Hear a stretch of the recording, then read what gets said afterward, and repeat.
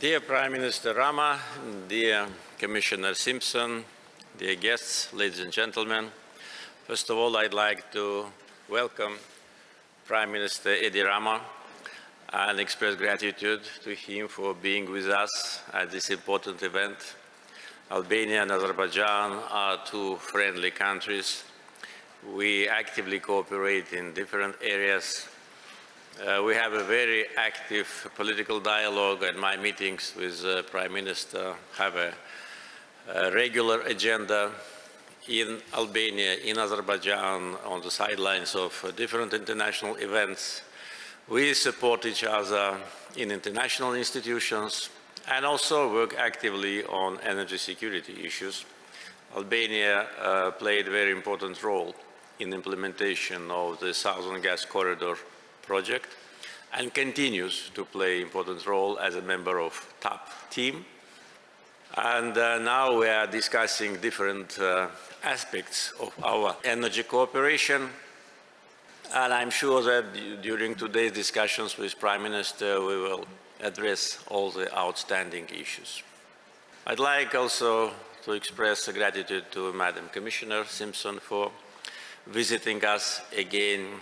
As you know, Commissioner Simpson and Minister of Energy of Azerbaijan are the co-chairs of the Advisory Council of the Southern Gas Corridor, and they play an important role in bringing the big team and growing team together. And of course, important role of EU in implementation of all our plans. And of course, Azerbaijan-EU cooperation on energy diversification, on energy security issues, I think created absolutely new geography of supplies. During many advisory councils in the previous years, we always addressed the issue of energy security. And Azerbaijan's position was very consistent, that we considered it as an important factor of national security of every country. And of course, when we were talking about diversification, our position always was and is that it must be diversification not only of supply routes, but also sources. And today's geopolitical situation in Eurasia proves that exactly what we needed to do.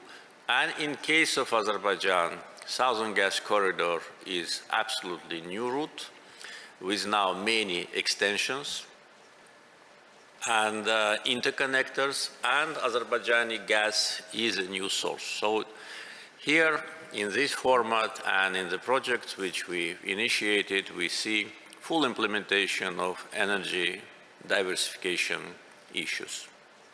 Since we met last time, a year ago, here in Gülistan Palace, there have been several important milestones. And as usually, during the advisory council meetings, the group reviews what has been done and sees what additionally must be done to tackle all the outstanding issues, and most important, plans the future mutual and common steps.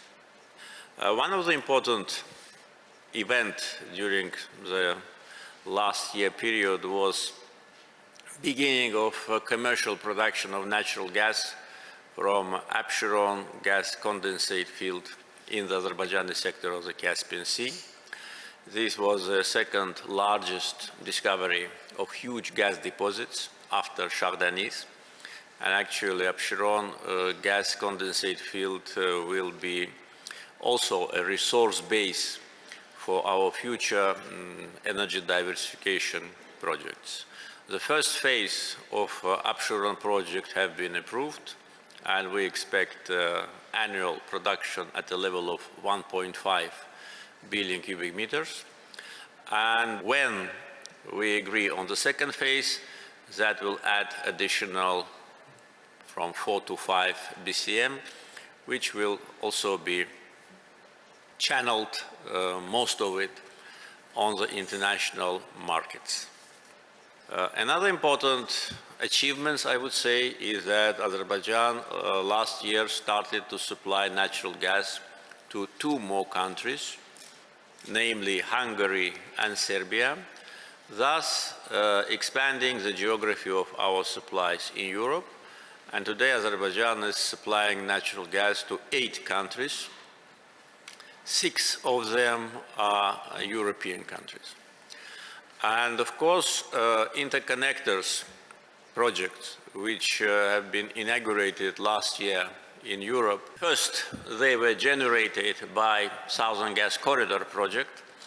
And second, they will allow us to continue our efforts in order to embrace as many destinations in Europe as possible.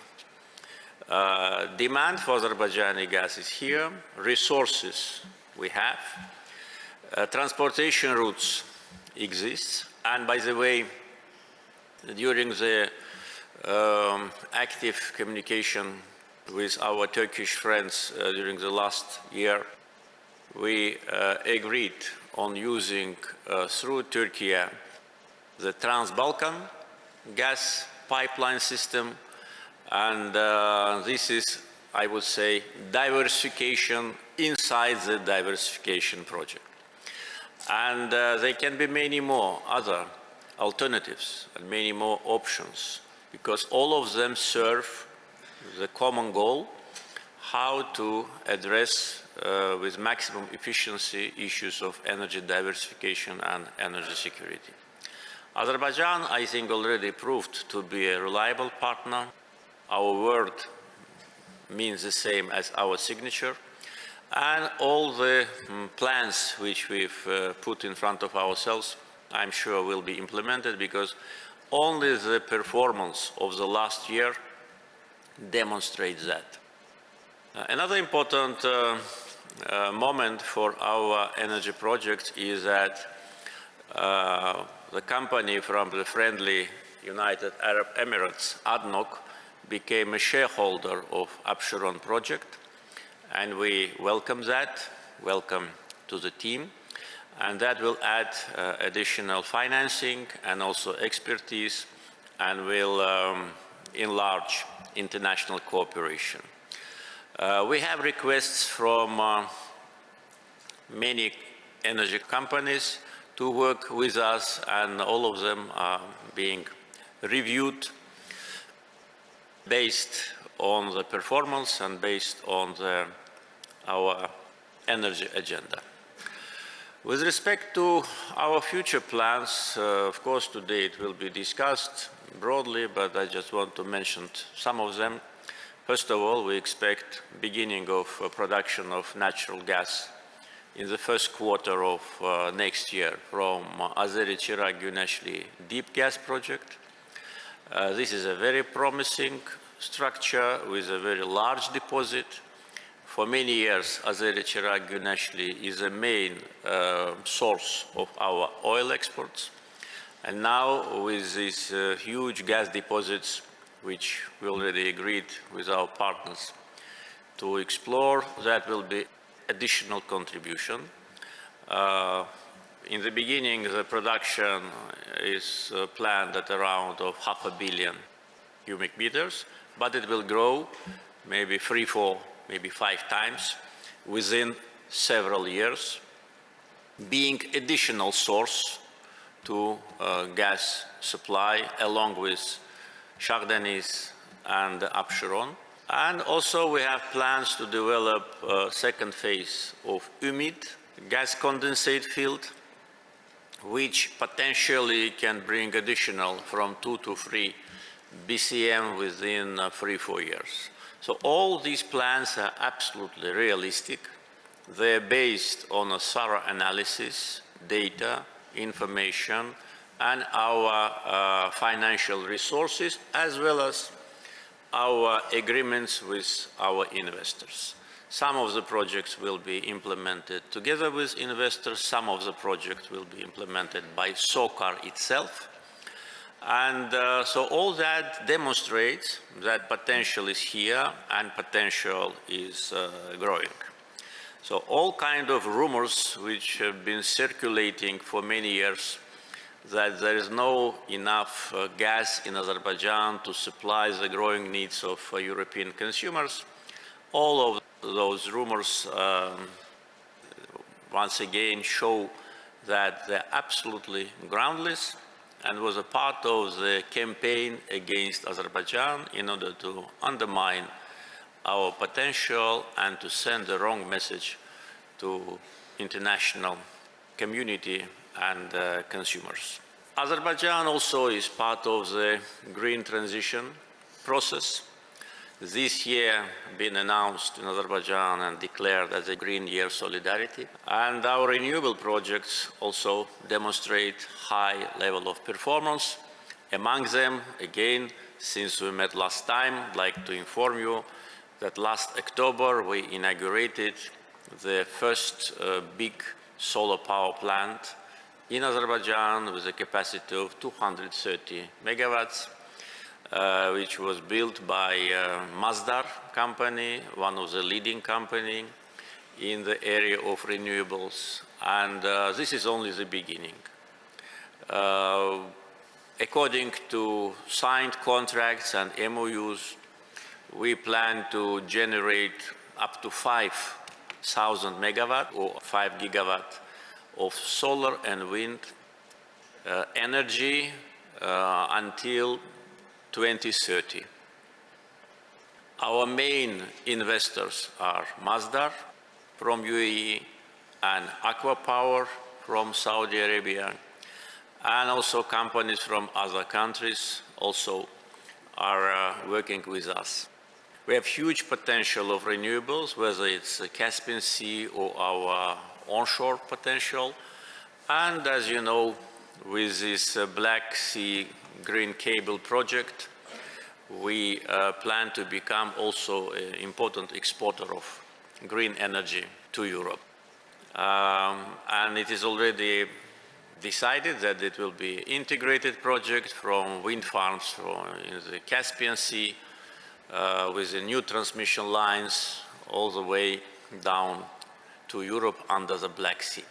So these are the plans, and of course, the more renewable sources we have, the more natural gas we will save, which now we use for electricity, and that will be additional contribution to Southern Gas Corridor. Southern Gas Corridor operates already for 3 years. It is a really success story. It is one of the biggest infrastructure projects in Eurasia. Integrated pipeline system of the length of 3,500 kilometers. This project is a project of energy security and a project of cooperation, because without cooperation between all the countries which are situated on route of the Southern Gas Corridor, it would have been possible to implement this project. So we come to an important point where we see energy and fossil fuels as an instrument and a means to build partnership and cooperation. And last point on fossil fuels issues. We now see a kind of a trend that fossil fuel is something which brings only problems. We need to be fair, and also need to be fair with the countries rich with oil and gas. It is not the fault of these countries that they have oil and gas. They must not be blamed for that and discriminated.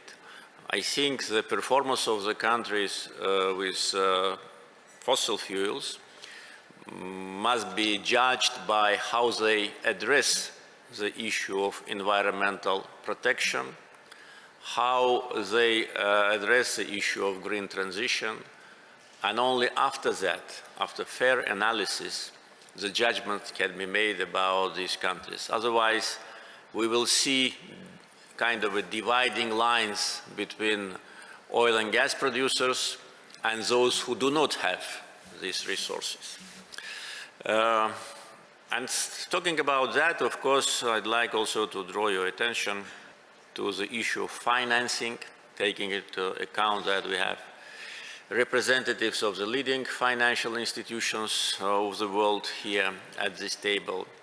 The financing of the expansion of Southern Gas Corridor and any other project related to natural gas must be done in such a way not to undermine our main target.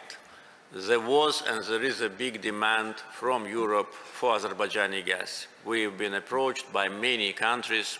As I said, 6 already are recipients of our natural gas. There are several more where we have negotiations. And the gas is needed, and we have resources, we have infrastructure. And I think that the financing from European financial institutions, at least, of this project must be done based on a realistic approach and should not be overshadowed by a general anti-fossil fuel trends. We all know what is happening. Azerbaijan, as I said, is in active phase of green transition, but at the same time, no one can ignore the fact that without fossil fuel, the world cannot develop, at least in the foreseeable future.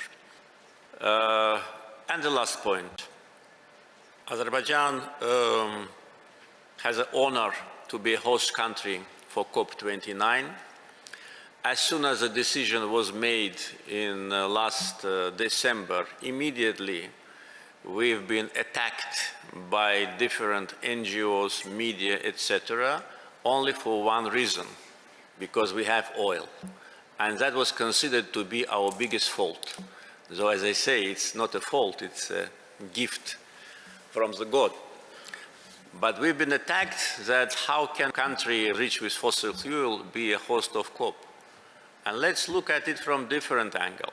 Yes, we have enough oil, we have enough gas, we can live without renewables for coming 100 years.